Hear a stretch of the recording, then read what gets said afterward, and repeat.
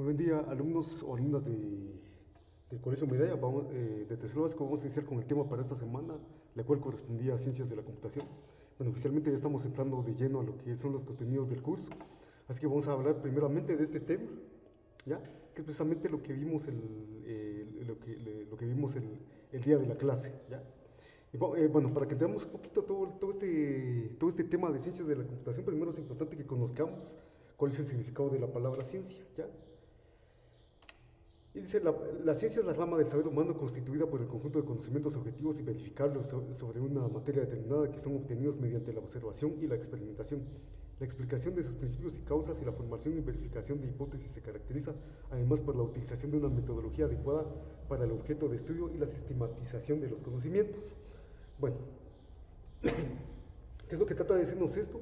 De que cuando hablamos de ciencia, bueno, la ciencia generalmente se enfoca en el estudio de un determinado tema, ¿verdad? Pero que para que nosotros sepamos que algo sea verídico, que algo sea verdadero, por así decirlo, hay una cierta metodología que hay que seguir con ciertos pasos, con ciertos procedimientos, para que uno pueda verificar y decir que realmente algo es cierto, realmente algo es verdadero, ¿verdad? Entonces, por ejemplo, si tomamos como ejemplo el de una planta, bueno, todos dicen que una planta es un ser vivo, que nace, crece, se alimenta, se reproduce y por último muere.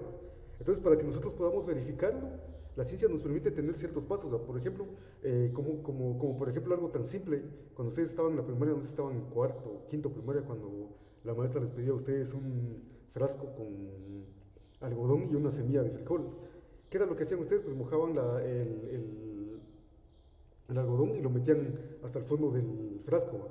Luego ustedes metían la semilla de frijoles y cuando ustedes se daban cuenta con el tiempo iba germinando, luego iba creciendo, le salían hojas hasta que luego le salían sus bayas de frijoles o lo que comúnmente se le llaman ejotes.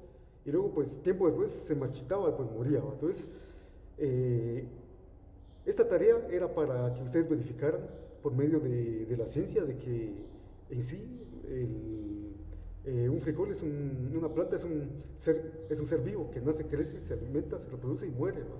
Y si se dieron cuenta, la planta pues nacía al momento de que empezaba a germinar de la semilla, crece cuando empezaba a recibir los rayos del sol y el agua que tenía, se alimentaba pues por medio de eso, por medio de la fotosíntesis, ya que también es otro proceso en el cual una planta se alimenta. Y por último, pues, bueno, continuando, pues se reproducía y por último, pues la planta moría, ¿va? Pues es el mismo ciclo de vida que tiene un ser humano también. Tanto las plantas como los humanos, pues tenemos el ciclo de vida muy parecido, ¿va? Con algunas variables nada más, pero esto es lo que nos muestra la ciencia, de que por ejemplo, si a ustedes les dijeran una planta es un ser vivo, claro que es un ser vivo. ¿Y cómo lo demuestran? Pues con ese pequeño experimento que ustedes hicieron en cuarto primaria. Entonces, todo esto nos muestra la ciencia y dependiendo del estudio. Por ejemplo, el estudio de las plantas se le llama botánica, ¿ya? El estudio por ejemplo, de los animales es la zoología, ¿va? Luego también está la biología, la economía y todas las demás ciencias que se dedican a un estudio sobre un tema específico, ¿ya? Entonces, de eso se trata la ciencia, que nos da las herramientas para que nosotros sepamos que algo es verdadero, ¿ya? Con base a lo que aquí nos dice, con base a procedimientos, por medio de la experimentación, la explicación, la observación, etcétera, etcétera, etcétera, ¿ya? Ahora, ¿qué es computación? Computación es sinónimo de informática, como tal se refiere a la tecnología desarrollada para el tratamiento automático de la información mediante el uso de computadoras o ordenadores. Bueno, cuando hablamos de computación, generalmente nuestra mente se enfoca directamente a una computadora, ¿va? Sí y no al mismo tiempo, porque una computadora por sí misma pues no puede ser manejada, sino que existe una persona con los conocimientos adecuados para que pueda utilizarla. Y eso nos lleva al siguiente tema, que es ciencias de la computación. La ciencia de la computación estudia los fundamentos teóricos de la información y el cómputo junto con técnicas prácticas para la implementación y aplicación de estos fundamentos teóricos. Para este tema de ciencias de la computación, pues está claramente de que por medio de la computación nosotros podemos realizar estudios, podemos utilizar para crear diferentes tipos bueno, no solo para crear, sino para hacer también diferentes tipos de actividades y que por medio de eso obtengamos un resultado. Para eso necesitamos aplicaciones, necesitamos programas, etcétera, etcétera, etcétera. Y esto nos lleva precisamente a, a un punto bien importante para el estudio y para el entendimiento mejor de las ciencias de la computación. Ya inmersos directamente a lo que es ciencias de la computación. Como les decía, cuando hablamos de computación, lo primero que se nos viene a la mente es que una computadora, que un computador, que un ordenador, etcétera, etcétera, etcétera. ¿Ya? Muchos, cada vez que escuchan computación, lo primero que se les viene a la mente es computadora. Pues es algo cierto, pero también la computadora es solamente un elemento más de lo que significa el inmenso, el extenso mundo de lo que es las ciencias de la computación. No puede ser funcional una computadora si no existe una persona que lo pueda utilizar con los conocimientos adecuados. Precisamente hablábamos de que sobre estos dos elementos salen dos informaciones, ¿ya? La primera pues era lo que precisamente veíamos ese día, ¿ya? Y para esto pues yo les hacía ejemplo, ¿qué pasa cuando, por ejemplo, lo que sucede es que la persona es la que tiene mucho conocimiento y, bueno, hace ignorancia, por ejemplo, de lo que puede ser la computadora, ¿va?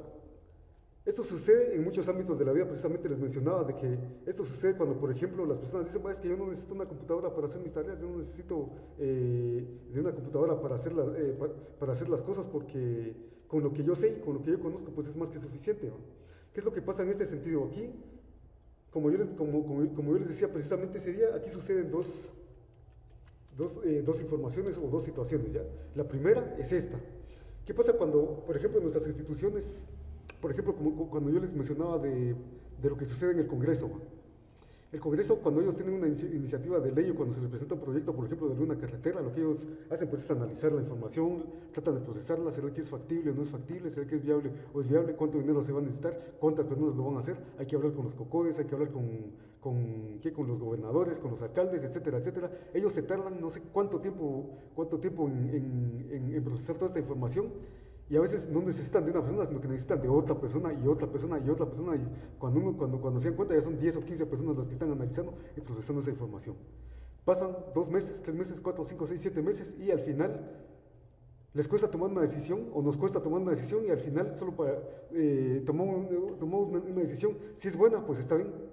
El proyecto es factible, se va a construir la carretera, pero muchas veces a veces se tardan tanto como para decir no es posible por tales y tales razones, etcétera, etcétera. Entonces, esta es una desventaja que tenemos los seres humanos de que nos lleva un poquito más de tiempo procesar. No es que nos cueste, sino que más bien nos lleva un poquito más de tiempo procesar.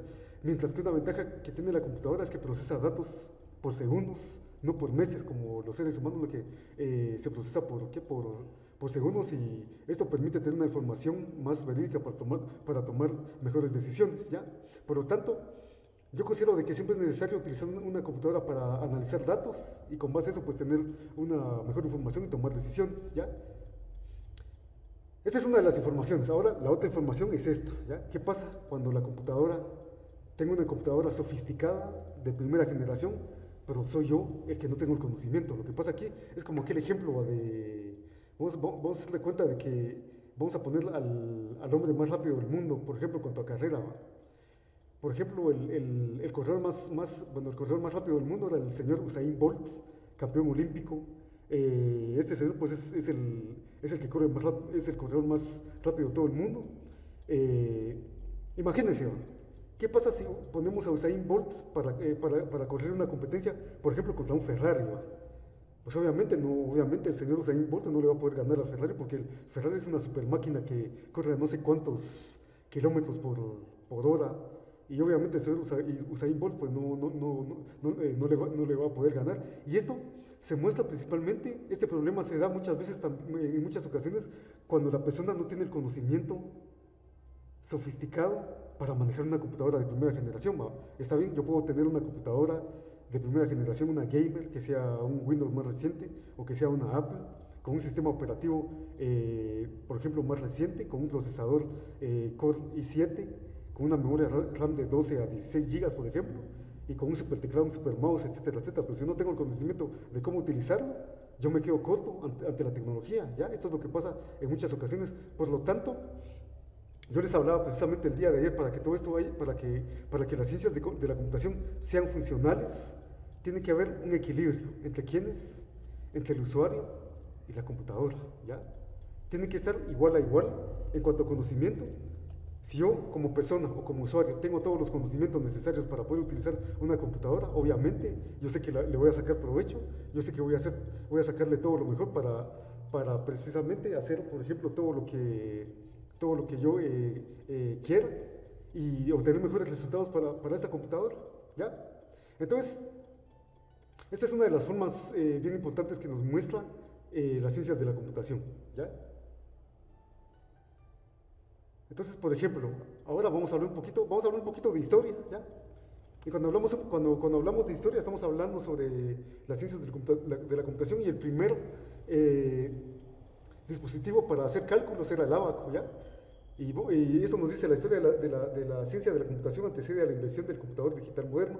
Antes de la década de 1920, el término computador se refería a un ser humano que realizaba cálculos. Los primeros cimientos de lo que se convertiría en ciencias de la computación son anteriores a la invención de la computadora digital moderna. Trataba de máquinas para el cálculo de las tareas numéricas fijas como el ábaco. Han existido desde la antigüedad ayudando con cálculos tales como la multiplicación y la división. Ya por medio del ábaco, las personas en ese entonces lo utilizaban para hacer cálculos matemáticos de sumas, restas, multiplicación y división. Entonces, con esto ellos contaban, por ejemplo, sus sistemas financieros, utilizaban el ábaco para obtener los resultados precisos, ¿ya? Actualmente pues tenemos la computadora más sofisticada y con eso pues obtenemos datos por segundo, ¿va? Y vemos a un señor que se llama Blaise Pascal. Blaise Pascal diseñó y construyó la primera calculadora mecánica de trabajo, se llamaba la Pascalina en 1642, imagínense, estamos hablando de hace aproximadamente un poquito más de 400 años, o sí, casi cerca de los 400 años, ya. Gottfried Leibniz creó una calculadora mecánica digital llamada Stephen Rockner. Él puede ser considerado el primer computólogo y teórico de la información, entre otras razones porque fue el primero en documentar el sistema numérico binario. En 1820, Charles Xavier Thomas, pero no Charles Xavier de X-Men, lanzó la calculadora mecánica industrial cuando lanzó su simplificado aritmómetro, que fue la primera máquina de calcular lo suficientemente fuerte y lo suficientemente fiable para ser usada a diario en un entorno industrial, ¿ya? Esta computadora que él utilizó, pues generalmente se utilizaba en un entorno industrial, por ejemplo, en fábricas de maquinarias, con maquinarias sofisticadas en ese entonces, porque en esos entonces, por ejemplo, ellos utilizaban maquinaria para hacer la construcción, por ejemplo, de casas gigantes, de edificios, etcétera, etcétera. Entonces, para que ellos tuvieran el control de presupuestos de toda la cuestión, ellos utilizaban esta máquina que construyó el señor Blaise Pascal. Y pues nos lleva otro señor que se llamaba Charles Babbage. Charles Babbage inició el diseño de la primera calculadora automática mecánica, su máquina diferencial en 1822, que finalmente le dio la idea de la primera calculadora mecánica programable, su máquina analítica 2. Él comenzó a desarrollar esta máquina en 1864 y en menos de 2 años que había esbozado muchas de las características más destacadas del moderno equipo. Un paso fundamental fue la adopción de un sistema de tarjetas perforadas derivadas del telar Jacquard, haciendo infinitamente programable, ¿ya? Era este señor el que realizó esta calculadora mecánica, ¿ya? Todavía no era digital, todavía no era en forma con uso de batería o no era electrónica hasta la Segunda Guerra Mundial. Bueno, teóricamente dicen que hasta en la Segunda Guerra Mundial fue que apareció esta máquina, que era una máquina una máquina cifrada, ¿ya? El ejército alemán usó la máquina Enigma durante la Segunda Guerra Mundial. Esta es la famosa máquina Enigma. Su sistema de cifrado fue finalmente descubierto por Alan Turing, considerado el padre de la computación. La lectura de la información que contenían los mensajes supuestamente encriptados son considerados a veces como la causa de haber podido concluir la Segunda Guerra Mundial al menos 2 años antes de lo que hubiera acaecido sin su descifrado. El descifrado a gran escala del tráfico de Enigma en Bletchley Park fue uno de los factores más importantes que contribuyeron a la victoria aliada, ¿ya? Bueno, si se dan cuenta, este ya tenía su tecladito, ya tenía su pequeño monitor que era nada más un papel, ¿ya? Y por medio de este era que se mandaba información por medio del cifrado, por medio del código Morse, si no estoy mal. Entonces, bueno, algunos dicen que esta era la primera computadora, pero hay otras teorías que nos muestran que Estados Unidos ya tenía acceso a Internet desde antes de la Segunda Guerra Mundial, allá por 1920, a finales de los 20, si no estoy mal, de la década de los 20, hasta 1930, ellos ya tenían comunicación por medio de Internet. Muchas películas nos muestran, por ejemplo, de que utilizaban el telegrama. Pues algunos dicen que eso es nada más, que eso es mentira, porque el Departamento de Estado de los Estados Unidos, el Departamento de Defensa y la presidencia eran los únicos que tenían acceso a Internet y tenían acceso a comunicarse de una forma más eficiente. Ya tenían las primeras computadoras desde finales de los 1920. Entonces esto era nada más una máquina de cifrado, ¿ya? Y llegamos al señor Steve Jobs, que es el creador de la compañía Apple, quienes fabrican los iPhones, quienes fabrican los iPads, quienes fabrican los iPod Nanos, quienes fabrican las MacBooks. Y ese señor pues nació en Palo Alto, California, San Francisco, Palo Alto, California, y murió nació en 1955, murió en el 2011, ¿ya? Pues es el cofundador también y máximo accionista individual de Walt Disney Company. Entonces él fue el creador también de la empresa Pixar, ¿ya?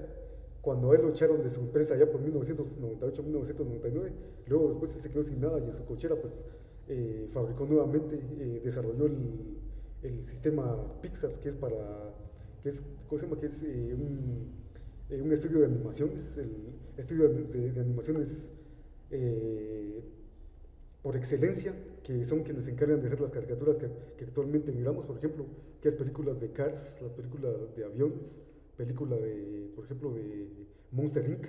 Pues la compañía Disney Pixar ahora es dueño absoluto de este tipo de películas, son los que tienen la patente, y el creador de este estudio de animaciones fue este señor llamado Steve Jobs, ¿ya?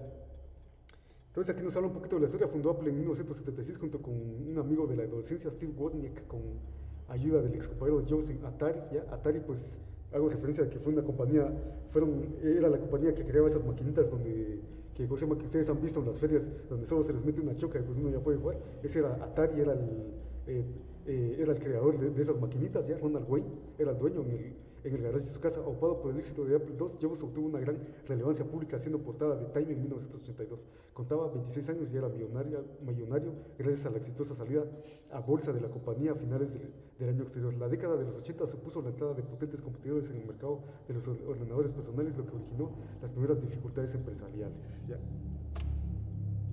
Y vamos a hablar de otro señor llamado Bill Gates, el dueño de Microsoft, ¿ya?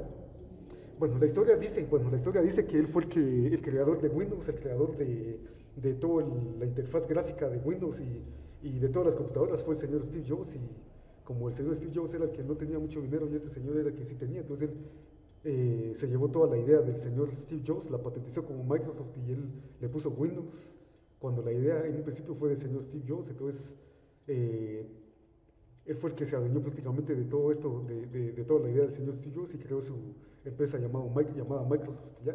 Entonces él nació en 1955, el 28 de octubre, ¿ya? Mejor conocido como Bill Gates III, ¿ya? Algunas teorías dicen que se puso Bill Gates III porque el 1 significa de que es Dios, el 2 significa de que es el señor que está ahí abajo, el diablo, por así decirlo, y en tercer lugar está él como dueños del mundo absoluto por la cantidad de millones que tienen sus cuentas bancarias, ¿ya? Entonces, el señor Bill Gates pues es el encargado pues es el dueño de la corporación Microsoft, quienes se encargan de los sistemas operativos Windows, del paquete de Office y todas las demás aplicaciones que corresponden dentro de lo que conforma el sistema operativo de Windows, ¿ya? Bueno, yo les agradezco por su atención y entonces yo voy a enviarles la tarea, las instrucciones de la tarea para el día, precisamente para el día martes. Entonces yo espero que utilicen este video para revisar la tarea que corresponde. Yo me despido de ustedes, pasen una semana llena de bendiciones y cualquier duda me escriben al WhatsApp, por favor, y hasta pronto.